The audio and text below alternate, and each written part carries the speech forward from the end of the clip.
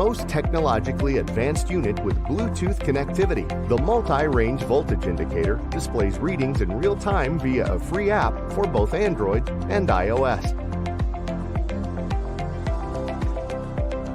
Before the unit is used, press the power button to initiate the startup test. The needle sweeps through the range of the unit, ending with showing current battery status. Always check the unit for correct operation on a known source. The Chance Tester PSC4033582 is also available and is used by first plugging in the cable to the socket on the back of the unit, then clamping the alligator clip to the hook. Check for the proper voltage reading.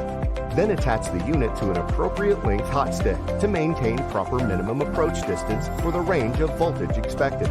Apply the hook to the conductor at a perpendicular angle in a location far away from any transformers, insulators, cutouts, ground clamps, or other apparatus. The needle indicates the voltage.